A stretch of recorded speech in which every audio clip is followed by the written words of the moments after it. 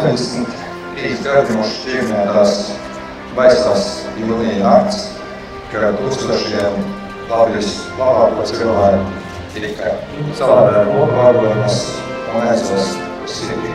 Šādos brīžos pieminēt komunistu zvērības, šiem atceres brīžiem ir milzīga nozīme, lai nekad vairs tādu notikumu mūs neskata.